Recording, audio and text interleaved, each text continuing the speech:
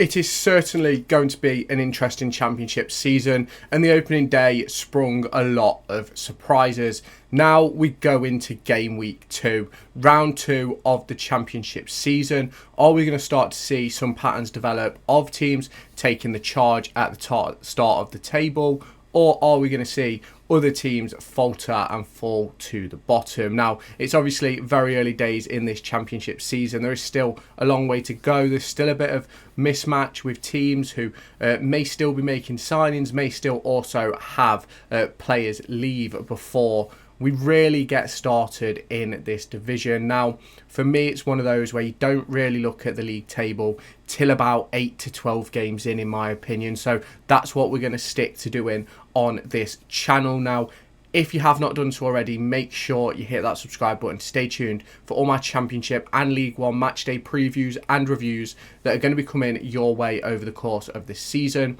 Obviously, as usual, all the timestamps for these games will be down in the comments. So make sure you hit that subscribe button, turn on the notification bell, and then go and watch your previews.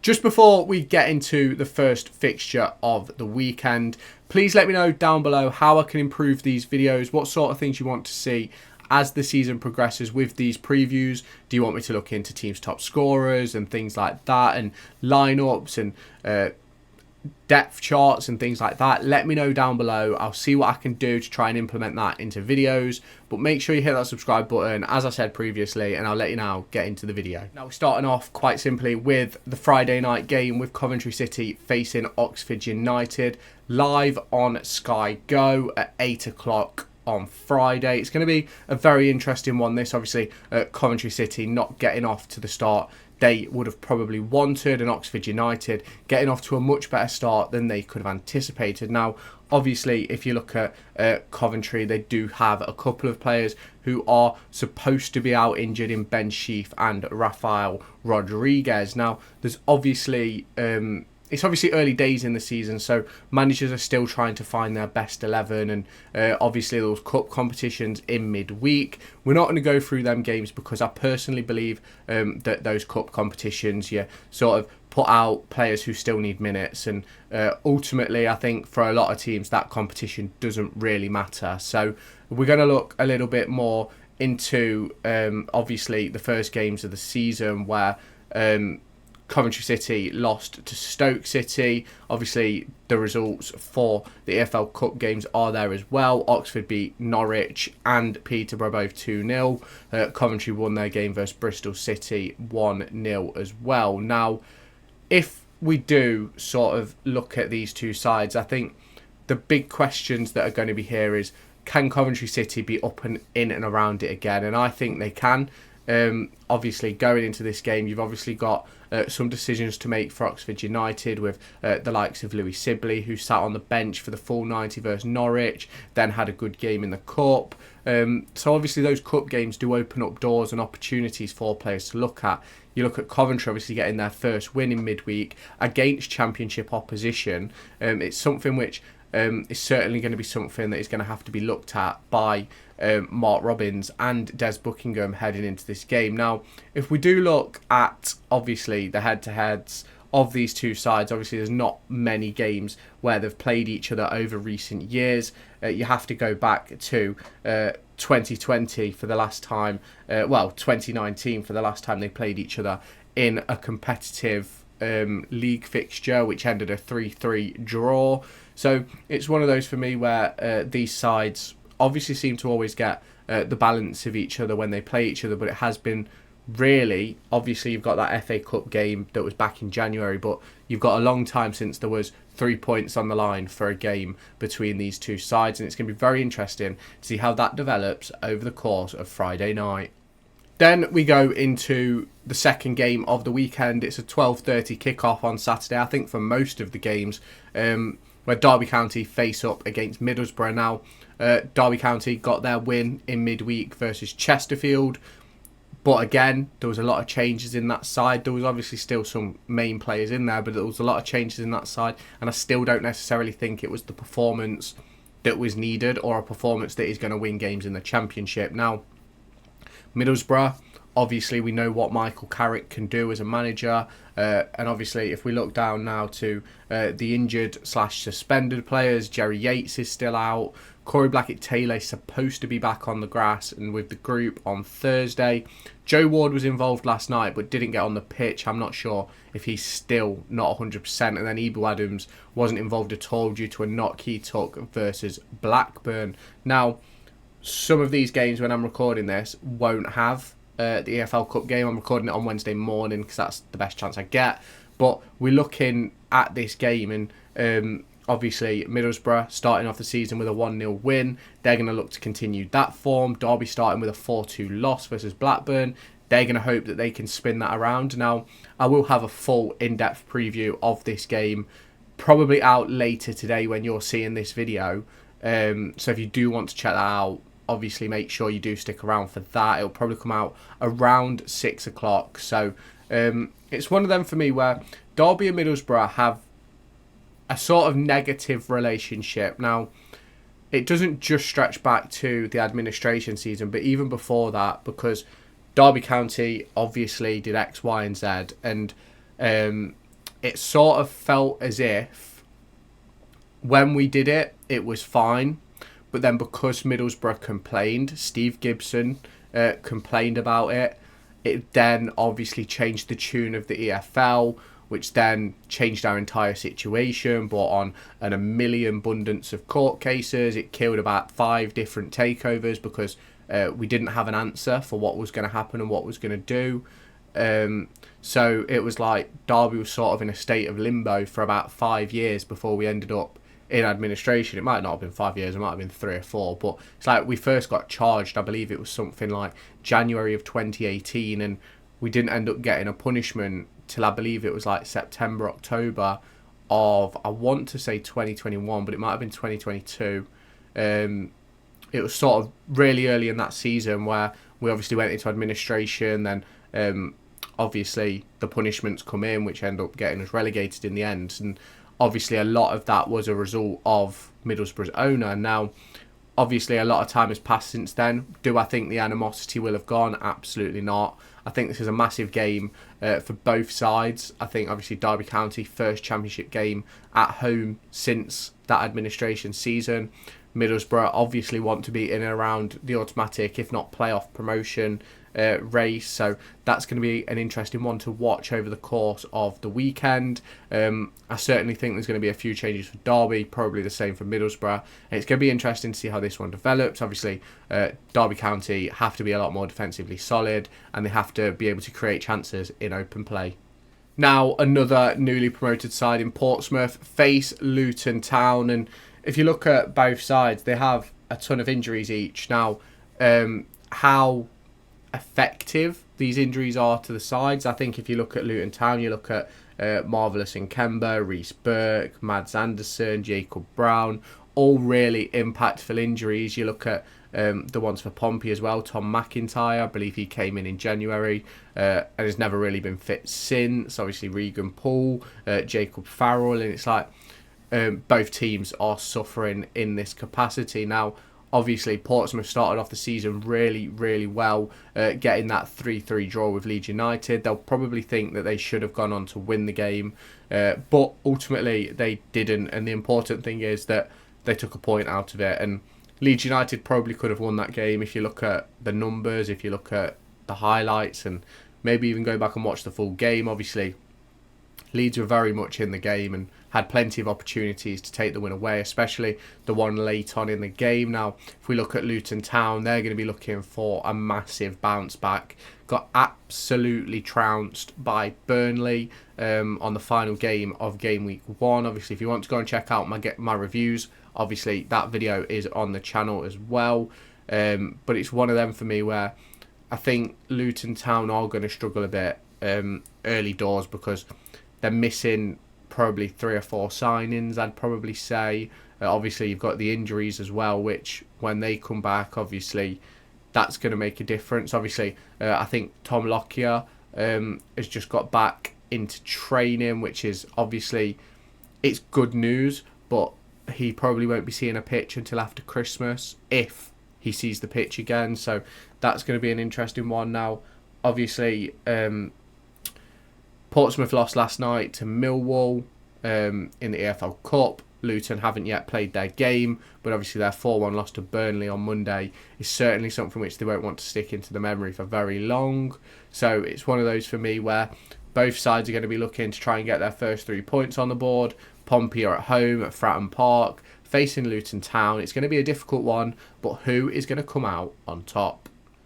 Now, West Brom face Leeds United, and this one for me is going to be a really, really interesting one. Now, judging on FootMob, Jed Wallace is out with a calf injury until around September. So that makes West Brom a little bit lighter. And if, obviously, you can probably already see it, the result with Fleetwood Town in midweek. Now, as I've said throughout this video, those EFL Cup ties I don't really want to pay too much attention to, because I think a lot of teams make a lot of changes. I know West Brom didn't have their strongest side out, and although they probably should get past Fleetwood Town with a second string side, ultimately it's one of those where a lot of those players probably aren't 100% fit, aren't ready to go, and it's one of those where a lot of them probably haven't played together. Now, obviously, West Brom started the season with a 3-1 win versus QPR, and QPR responded by going and signing Karamoko Dembele for a loan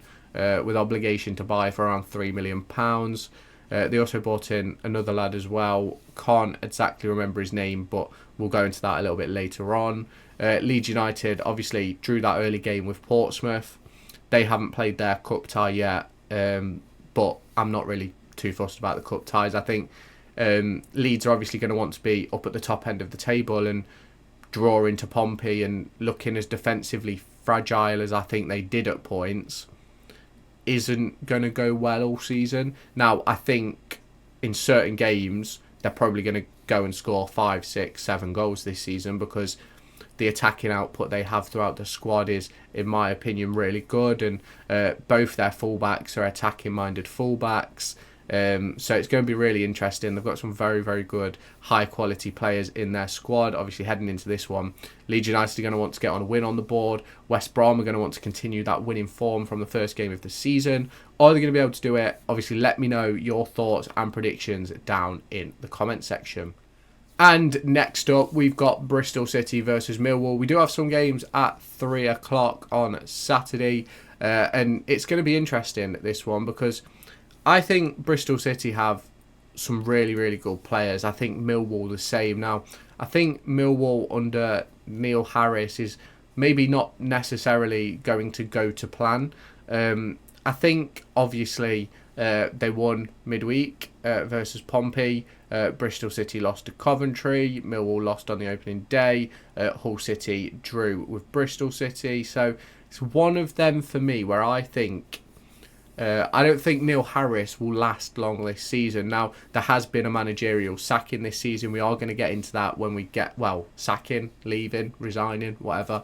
We will get into that later down the line. But I think Neil Harris is one that could be on the chopping block early doors. Now, Bristol City have some injuries with the likes of McCurry and Atkinson. You've also then got Millwall's injuries with Zion Fleming, Murray Wallace, Billy Mitchell. Now, I know sometimes these injuries and suspensions on here aren't as right as they should be. So it's one of those for me where I think Millwall have a good squad, but I think some of the players don't suit the way they play. And I think Bristol City, obviously, Liam Manning's had a summer, a pre-season. He's brought in Max Bird, who I think is going to be a massive addition for them this season. I think he's really going to help them dictate games and dictate play. They've obviously just made Jason Knight captain, so going into game 2, it's going to be really interesting to see how that midfield 3 or midfield 2, however you want to look at it, obviously progresses over the course of the season. Now, obviously, you look at Millwall, they scored twice versus Watford, just weren't able to come away with the win. You look at Bristol City, obviously losing to Coventry in midweek, which is obviously championship opposition, but then drawing with Hull City on the opening day, which I think was a really late goal, if I remember rightly. I have gone through it all on the review show, but it's one of those for me where I really do think that these two sides could battle it out really intensely in this game. And I think both teams have enough quality to go and win the game. It's just about which team is going to be able to secure themselves defensively enough to be able to shut down the other. Obviously, there is obviously a long way to go this season. We're only on round 2. And for me, I think both of these sides will probably be sort of mid to top end. So we'll have to see how that progresses over the course of the season. Obviously, Liam Manning has got a massive job to do at Bristol City. They're obviously wanting a bit more than what they were getting before. And obviously, Neil Harris, will he be able to take Millwall back to sort of mid-table to playoff push like Gary Rowett was doing a few years ago? So yeah, let me know your thoughts and score predictions down in the comments. Now, Burnley face up against Cardiff City at home, and I don't think we can go past this without talking about how dominant they were against Luton Town and how clinical they were. And for me, massive performance by Burnley to really sort of set the stall for where Scott Parker wants this team this year. And I think they're going to have a very impressive season. Obviously, if you go through sort of the course of last year, they weren't that great in the Premier League, were they? We can be honest about that. But if we look at where they are now in comparison to other teams in the Championship, obviously some players are still going to leave. I believe Dara O'Shea is going to be moving on to Brentford.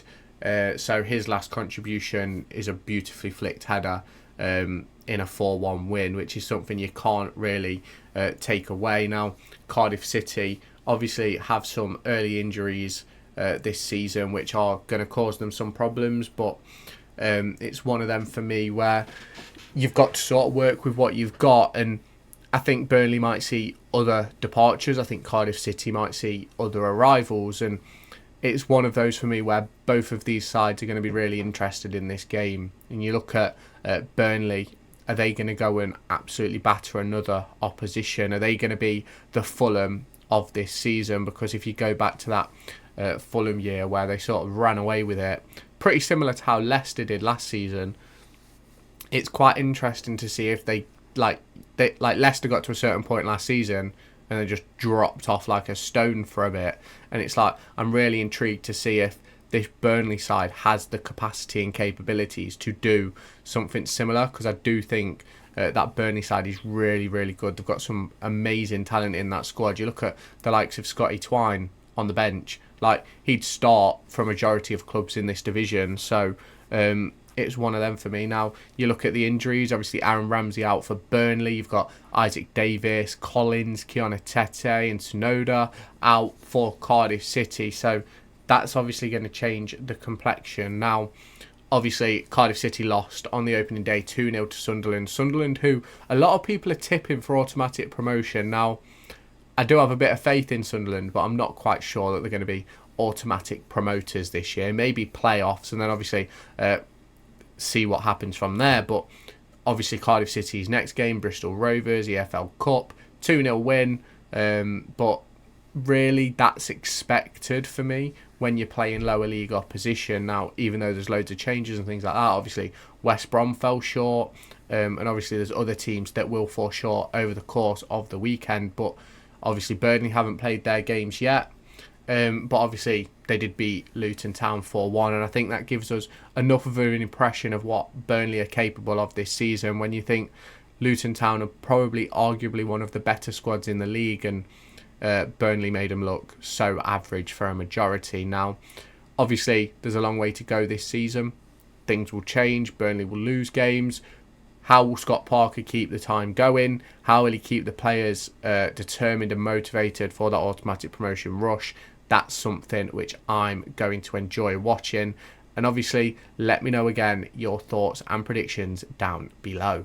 If you have not done so already, make sure you hit that subscribe button down below and turn on that notification bell to stay tuned for all of my latest Derby County and EFL Championship and League One content. If you've got this far and still not seen the team you want to see, make sure you check the description for the timestamps. Go and watch whichever previews you want to watch in whatever order you choose to watch them, and let me know your thoughts in the comments. Let me know how I can improve these videos as well down below, and I'll catch you in the next part of this video. Norwich City face Blackburn Rovers, and for me, this is going to be a really, really interesting one. Two sides who I think I've got Blackburn's prediction wrong this season, and it looks to me as if they're probably going to keep hold of Sammy Szmodics, which I think completely changes the complexion of the season preview, the season predictions I made, because that was all based off the fact of a potential deal to Ipswich essentially going through, because it sounded as if all they were doing was haggling over a little bit of extra cash.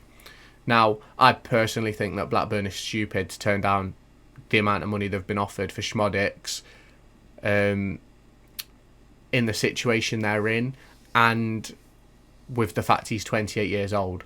He could, obviously at 28 years old, he's obviously going to get better, but I think that with Szmodics, it's his first real proper good season in the Championship. He's 28. It might never happen again. Now, I say it might never happen again, but he started strongly this season, and obviously Norwich City have some good players of their own and some problems of their own within the squad, with the likes of Jonathan Rowe having interest from elsewhere, and you've also got Abu Kamara, who's got interest from elsewhere as well. So it's like both these sides have got off-field issues to attend to. Now, obviously, Norwich City are missing Ashley Barnes and Jose Kuboda, and it's one of those things for me where you will get injuries throughout this stage of the season, obviously early doors, and you'll pick up more as the season goes on. And I think for a lot of teams, and I think Norwich is one of them, can't use injuries as an excuse for not performing well because of the squads they have. Now, if fucking Derby County get 6 or 7 injuries, go and look at their depth. Like, there's some clubs in this division where look at the depth in certain areas and tell me that 4 or 5 injuries doesn't make them significantly weaker. But I think at Norwich's level, I do not think that's the case. Now, obviously, you then go and look at Blackburn Rovers. Now, we've got the 2 fixtures, EFL Cup and Championship, for these two, and obviously Norwich lost the first one 2-0 to Oxford, and then in an enthralling 7-goal thriller came out 4-3 winners versus Stevenage. And for me, I think Stevenage will be delighted with their performance in that game. And Norwich City, obviously coming away with the win, that's the important thing, but it's one of those where you'd expect it to be a bit more comfortable. Now, you look over to Blackburn Rovers and it's 2 comfortable wins. 4-2 of Derby, and realistically the second goal for Derby was a consolation in, like, I think it was the 88th minute, Kane Wilson header. You look at Stockport and Blackburn, and Stockport is supposedly supposed to be one of the better squads in League One, and they've just got battered 6-1. So I think this Blackburn Rovers side could probably cause problems this year now, and if they are able to keep hold of Sammy Szmodics, they're certainly in a really, really good position to do that. But it's one of them for me where obviously there's still, 16, 17 days of the transfer window to go, probably a couple less when you're watching this, and it really opens my eyes to sort of think, what is going on? Will they keep Szmodics? Will they improve in other areas? And that's something which is going to be important this season. I think Szmodics scored twice in the Blackburn Rovers Stockport game, which obviously just boosts him, and it's one of those for me where he'll probably start this game. They're probably in a position now where they can sort of go, you know what, we're going to start Szmodics, we think he deserves it. Well, obviously he deserves it, and it's one of those where it's like, he's been very professional about the whole situation, so it's going to be interesting to see how this one goes. Obviously, Norwich City need to get their first league win. Blackburn want to get 6 points on the board because they're going to want to make the most of having Szmodics while they still have him. Now, he could obviously still move on before this game, but as it stands right now, it looks as if Ipswich haven't upped their offer, which is sort of one of those where, unless it's bubbling up behind the scenes, it doesn't seem as if it's going to happen.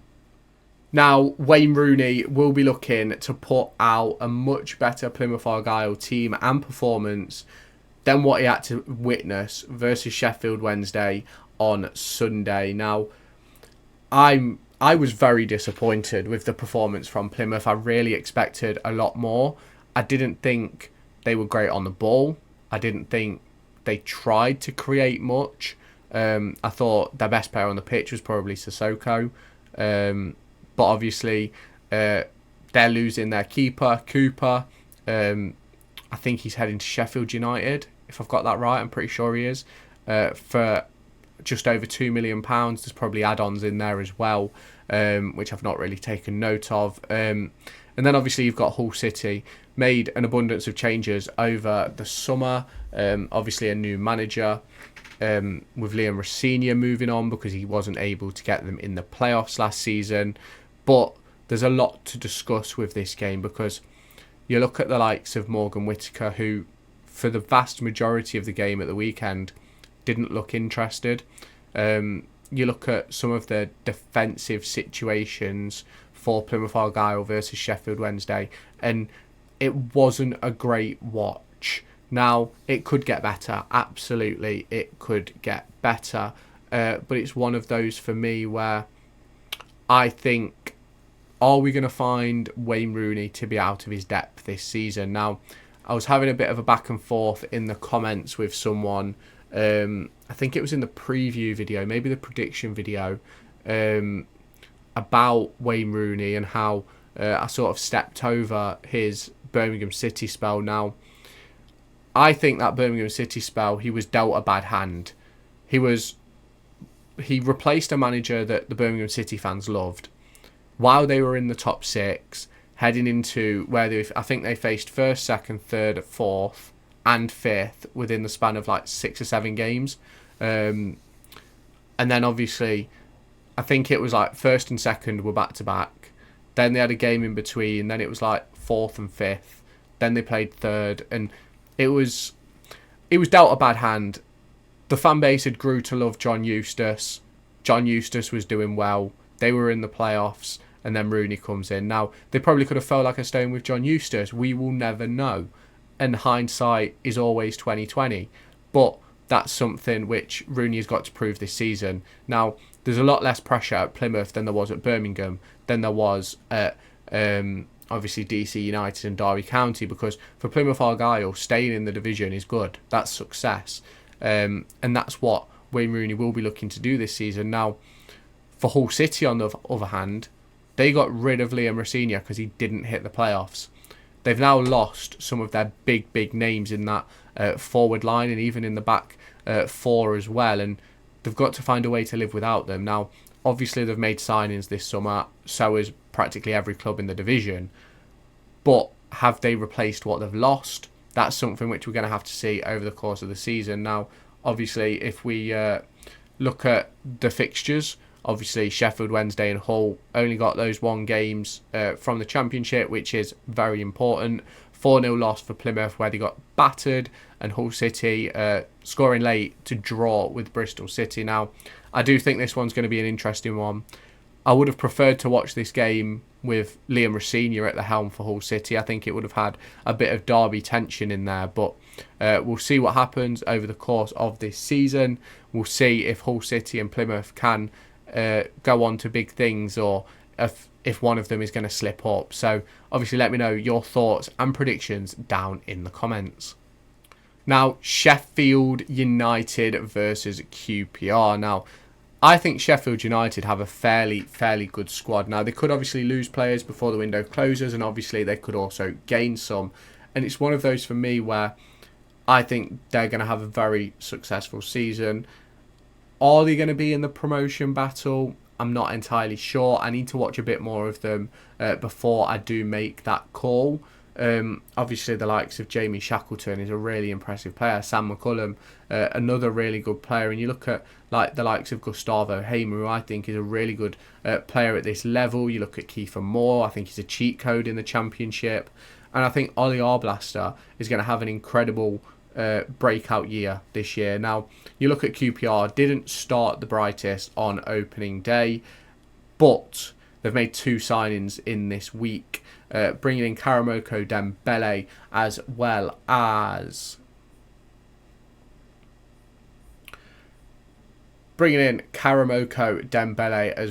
Koki Saito. Yep, for £4.2 million. Oh no, that's just market value. On loan, both players on loan.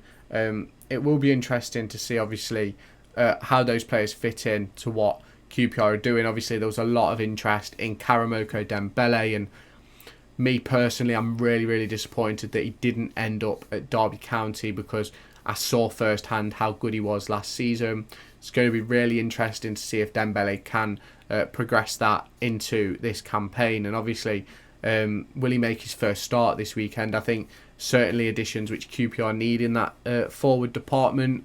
So yeah, it's going to be really interesting to see how that one goes. You obviously look at the results down here. Obviously, 2-0 win for Sheffield United versus Preston, and then 4-2 midweek win versus Wrexham, and then QPR lost 3-1 to West Brom and a 2-1 win to Cambridge. Now, I'm not going to take much from the EFL Cup games throughout all of these fixtures, because obviously you make your changes when you go into those games, and just give some extra fitness to some players. But obviously it's always interesting to see those teams that carry on that winning feeling, and Sheffield United certainly did do that.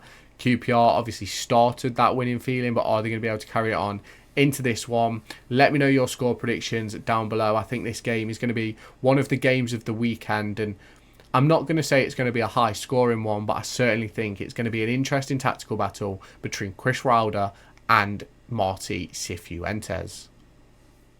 Swansea City face managerless Preston North End. Now, I think heading into this game, you can't not talk about the manager of Ryan Lowe moving on from Preston North End. I think he'd been there for 7 or 8 years. He'd been there a long, long time. It might have even been longer than that. But ultimately, it seems as if it had just gone a bit stale at Preston. Didn't really go to plan last season. Hasn't really gone to plan to start this campaign. And obviously, they've made... he's left by mutual consent. I personally think he's walked, if I'm completely honest. I think it's one of those where their fan base sort of was on his back, and they didn't start well with that 2-0 defeat at home to Sheffield United, and that's something which obviously they're going to have to look to address, and obviously did address in midweek. It's going to be interesting who they bring in as their new manager. Their shortlist is quite interesting. It's got the likes of Gary Rowett on it, who I think probably isn't going to be a fan favourite at Preston if they didn't like Ryan Lowe. Similar types and styles of football, which obviously needs to be developed over the course of a campaign, but it gets results. Will it get them in the playoffs? Probably not, but I think with that obviously managerial move by Ryan Lowe, I think it opens up the market for other teams to then sort of think, well, hang on, we're not the first one now, so we can go whenever, we can shoot, essentially. And that's something which I'm obviously interested to looking into over the course of this season, because you look at, I think it was last year, I think some teams went through 4 or 5 managers over the course of the year, and you shouldn't see that, in my opinion. Like, I think 2, maybe 3 at a push, depending on how early you make the change, but certainly not 4 or 5. And Preston North End getting that 2-0 win in midweek after Ryan Lowe moving on certainly will have brightened the spirits, but will it be enough for them to win this game? Now, Swansea City also picked up a 3-1 win in midweek against Gillingham, but obviously lost on the opening day to Middlesbrough. It's going to be interesting to see how Swansea come into this game. Obviously, Luke Williams still finding his feet a bit at Swansea, in my opinion. It's going to be interesting to see how this one goes. I don't think it's going to be an interesting one. I'm probably going to think it's a score draw, but let me know your thoughts down in the comment section. We then have Watford versus Stoke City. Now, I think Stoke City might be a bit of a surprise package this year, and I can't remember where I put them in my predictions, but I think I'm going to be very wrong. And I think the same with Watford. I think Watford could have a really, really good season. Obviously, Stoke City missing a couple of players through injury, according to FootMob. You can obviously let me know down in the comments if that's wrong. I know that some of these are, just like some of the squad lists are, which is why I've not gone through them in this video. But it's one of those for me where, in this game, Tom Cleverley, I think, has found his feet really well at managerial level. 2 wins from 2 this season, 3-2 versus Millwall and 5-0 versus MK Dons. Stoke City, obviously 2 wins from 2 as well, 1-0 versus Coventry and 2-0 versus Carlisle United. Obviously missing summer signing Sam Gallagher through a calf injury apparently, But that is going to be interesting to see as this obviously season progresses, because I think I discussed in maybe my preview or my predictions that I felt like obviously the situation at Watford with the dual ownership of Udinese, I sort of felt as if that Tom Cleverley may be used as sort of a scapegoat if this season goes badly. But they've started off strong with 2 wins from 2, and that's something which you can't ignore. Obviously, they've got to continue that form. Well, they won't continue fucking winning every game, of course, but they've got to continue winning games, picking up points, not losing. And I do think they'll be fine. I do think they'll be safe, but it's going to be interesting to see how Tom Cleverley develops this side over time, because obviously he's had a massive sort of playing career and spent a lot of time at Watford, and it's now his time to turn them into probably promotion contenders. That's probably the aim for him, and probably the aim for Watford, but he's going to need a lot of time to make that work, and we know that Watford aren't keen on giving time. Now you look at Stoke City, Steven Schumacher I believe is at the helm there, and it's one of those for me where they could be in a really, really good position. They've got some really, really good players. They've made some really smart signings. They've let go of some players who I think probably didn't quite cut the mustard. And obviously it's going to be interesting to see how this one goes at Vicarage Road. So let me know your predictions down in the comments. But I think this is going to be an interesting one over the weekend. Sunderland host Sheffield Wednesday in what is the final game of the weekend. And I think this one's going to be very interesting. 2 sides who I think are certainly going to be sort of in and around that playoff picture, sort of mid-table picture, maybe 5th to 12th picture I think they'll be. And it's going to be an interesting one. I think Sunderland have an abundance of talent and potential that is untapped.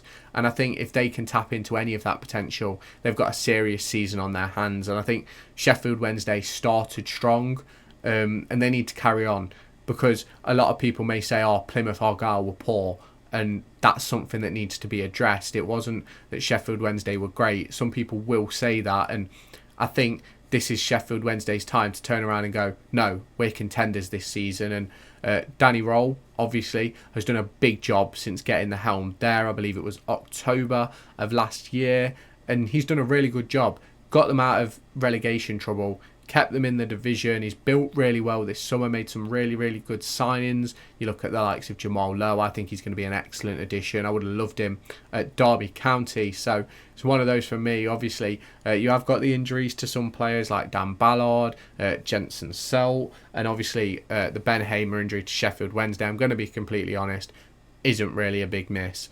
Sheffield Wednesday fans may disagree, but we had Ben Hamer at Derby, dog water. Best way to put it, dog water, awful. If we look at, obviously, the games, obviously, Sunderland have played 2, losing to Preston and beating Cardiff, but then Plymouth have only played that opening day. They probably play tonight as I'm recording this, so let me know down below how they got on.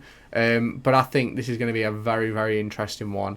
I think Sunderland and Sheffield Wednesday are both going to be in this game to show that they are competitors this season. And you can obviously let me know your thoughts down below.